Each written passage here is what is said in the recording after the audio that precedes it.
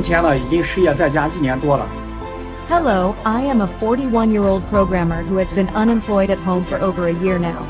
Currently, my job search has been mostly unsuccessful, with my resumes often disappearing into the void without any response. 我有的时候真的在想，我上大学到底有什么意义？我从毕业开始到现在面试了，将近有50多家公司了，有的公司甚至是实习期1份工资都没有的，而且不能转正。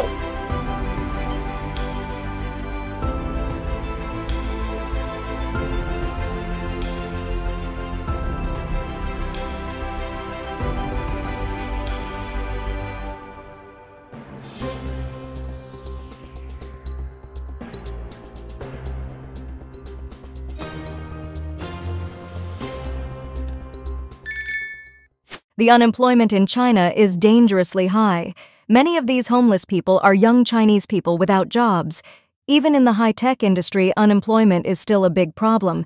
This shows that the level of education has nothing to do with people being unemployed. 嗨，我是41岁的老程序员。 Hello, I am a 41-year-old programmer who has been unemployed at home for over a year now. Currently, my job search has been mostly unsuccessful, with my resumes often disappearing into the void without any response. In our industry, being a programmer at the age of 35 is considered a turning point. If you haven't transitioned by the age of 35, it becomes extremely difficult to find relevant programming jobs. Unfortunately, this is a common issue in our field, unlike in some foreign countries where programmers can work until retirement. So, for the past 2 years, I've been actively looking for a job and reflecting on my career. If I can't find a programming job, I'm considering changing industries as I still have around 20 years left before retirement. China's labor market is confronting a profound challenge as it anticipates the graduation of a staggering 11.79 million college students in 2024, the highest number recorded, and an increase of 210,000 from the previous year. This surge comes at a time when youth unemployment has reached alarming levels, with the 16-24 age group experiencing a record-high unemployment rate of 21.3% in June, according to official data that was later suspended from release. The current dynamics in China's labor market have profound implications for graduates who are witnessing not only an inflated academic landscape, but also a diminishing return on investment in higher education. The cost of education continues to grow, placing an additional burden on families and graduates who are not seeing the expected economic benefits. Official data suggests that the unemployment rate among the youth is approximately 4 times the general urban unemployment rate, underscoring the stark disparity faced by new graduates. In a job market that festers with underemployment, graduates are taking up jobs in food delivery and ride-hailing, sectors that have become a refuge for those needing to earn a living but are a far cry from the white-collar jobs many aspire to. With about 6 million of the 96 million 16 to 24-year-olds in the urban labor force currently unemployed, the mismatch between the growing number of graduates and the capacities of the economy to absorb them becomes even more glaring. This situation is compounded by the structural imbalance in the job market, where there is a preference for white-collar positions over blue-collar roles, despite a demand for labor in factories. These distressing realities are pushing policymakers and academic institutions to take action, with some being urged by the government to visit companies to seek out job opportunities for graduates. Moreover, students are now facing directives to not be too selective in their job search, a stark contrast to the past when a degree seemed to ensure a prosperous career path. The critical levels of underemployment and the continuing increase in the number of college graduates, which has exceeded 10 million for the first time in 2022, are signaling the need for a comprehensive and long-term strategy to avoid the potential social and political repercussions of a dissatisfied and underemployed youth population. The situation beckons for more than just educational reform. It calls for a systemic overhaul of employment policies, economic diversification, and a renewed commitment to cultivating a labor market conducive to the inclusive growth of all sectors of society. Without this, the prospect of economic slowdown and social unrest becomes an ever-growing risk. Library Index, a stark indicator of China's employment crisis and the desperation of job seekers. Regarding youth unemployment, an unconventional indicator can be utilized to gauge the situation, particularly for urban youth: the Library Index. The scene outside city libraries across the country at 8 a.m. offers first-hand data. The length of the queue outside the library in the morning and the availability of seats inside half an hour later provide insights into whether the youth unemployment rate is worsening or improving. The majority of these young individuals are unemployed, either recent graduates preparing for postgraduate studies or those who have lost faith in job hunting and are preparing for civil service exams. Some are studying for the IELTS to go abroad, and there are even those who, after losing their jobs, pretend to go to work to conceal their unemployment from their spouses. In the Chinese job market, a unique and informal indicator has emerged, reflecting the fierce competitiveness and mounting desperation among job seekers. The Library Index, an anecdotal metric gauging unemployment, captures the influx of individuals into public libraries such as those in major cities like Shanghai and Guangzhou, illustrating a stark departure from traditional job hunting approaches. Libraries, previously the realm of students and readers, are increasingly populated by a new cohort, the unemployed. As the official release of unemployment data has become sporadic, the scenes of crowded libraries, with individuals arriving early and staying late, offer a visible barometer of the employment crisis. Libraries are replete with the jobless, camouflaged in the daily rhythms of the working world, their presence indicating not only individual plights, but also broader economic maladies.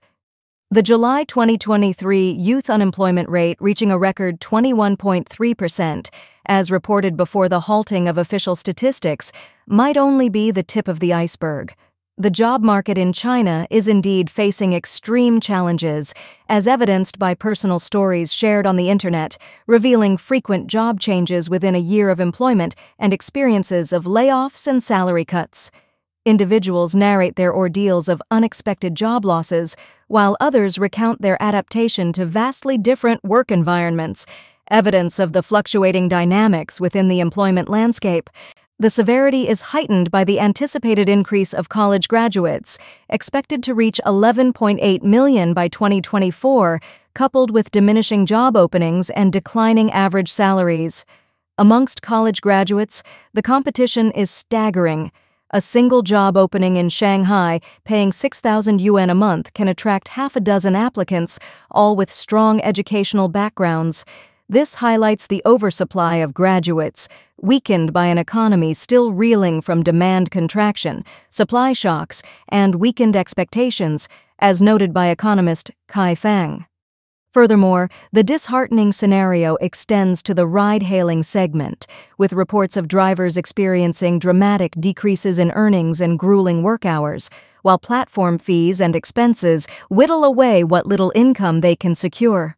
Shanghai drivers, who once could earn up to 1,800 yuan a day, now see daily earnings plummet to approximately 600 yuan for an exhaustive 18-hour day. Chinese universities are in decline, faculty salaries delayed, research funding frozen.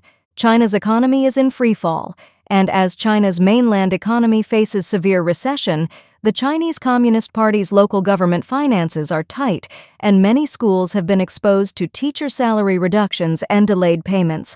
On January 9th, the Finance Department of Changsha University of Science and Technology announced on its official website that salaries scheduled for January 10th would be delayed due to the non-issuance of financial indicators at the beginning of the year.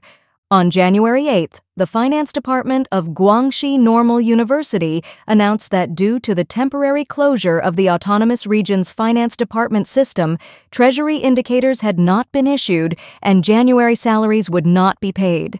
This announcement was later deleted. Additionally, a video uploaded by netizens showed that on January 7th, at the Nan'an Post and Telecommunications University in Chongqing, The expansion project owed wages to migrant workers for over 6 months. A large group of workers gathered outside the university to demand payment until nightfall, with several security guards on duty. Netizens from various regions shared their experiences. A Shandong netizen said, 3 months' salary has been withheld for a whole year without payment, and the most recent invigilation fee hasn't been paid for 6 months. A Liaoning netizen mentioned, our annual performance pay is over 2,000, but several years of arrears haven't been paid. Sometimes they pay the current year's amount if they feel like it.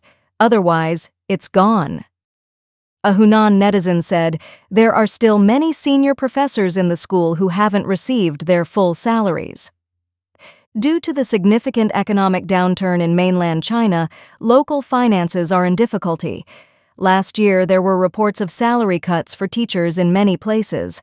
On November 1, 2023, it was rumored that salaries for 8 types of personnel in China, including senior management, state-owned enterprise leaders, bank executives, university teachers, medical professionals with senior titles, senior legal professionals, national civil servants, and overpaid individuals, were being reduced. This was to alleviate economic pressure and balance fiscal spending, but the news was suppressed.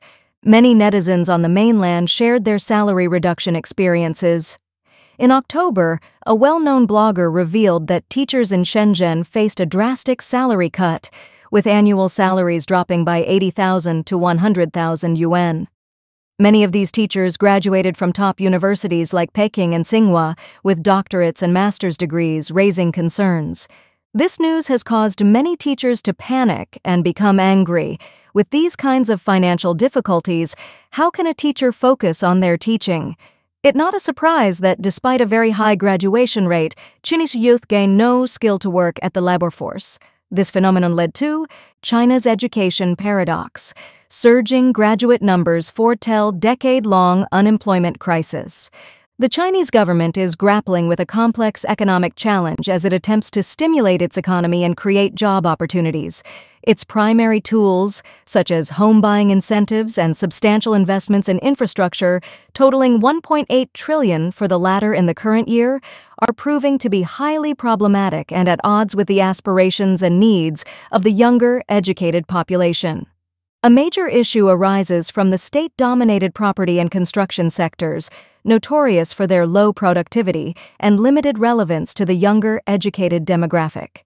Many young Chinese individuals aspire to careers in the service sector, which employs a significant portion of the national workforce. Consequently, the government's efforts to create opportunities in fields like carpentry and bricklaying through stimulus measures hold little appeal for graduates with backgrounds in literature, computer science, and similar fields. Over the past few decades, the Chinese government aggressively pushed university enrollment, resulting in a significant increase in the number of students in higher education. This drive continued even during the pandemic, with a substantial expansion of graduate school capacity and a 25% rise in master's degree candidates in 2021. Consequently, the Ministry of Education estimated a substantial surge in the number of college graduates, reaching 10.76 million in 2022, which is 1.67 million more than the previous year. This trend is expected to persist into 2023. However, the service industry, a crucial employment sector for many graduates, faced substantial challenges due to government policies aimed at controlling private sector growth in various areas, including technology and tutoring. Although there were brief signs of recovery in the first quarter of the current year, a broader measure of services activity declined in August, hitting an 8-month low. This situation has led to a significant gap between the growth in the number of college graduates, now significantly exceeding pre-pandemic levels, and the stagnation in the growth of service jobs, which even decreased last year. The disparity between these two factors became particularly pronounced in 2022, and with a record number of students taking China's college entrance exam, it appears that this gap will persist. For China's policymakers, the implications are clear. The strategy of increasing the number of graduates while neglecting the service sector and emphasizing property and construction subsidies is detrimental both economically and socially. It exacerbates the existing imbalances in the Chinese economy and fuels discontent among the young and educated population, upon whom China's future national vitality largely depends.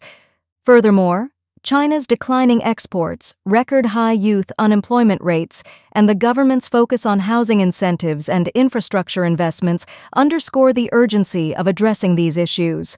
Failing to provide gainful employment opportunities for the younger generation could lead to questioning the legitimacy of the existing system and pose significant political challenges for the Chinese Communist Party.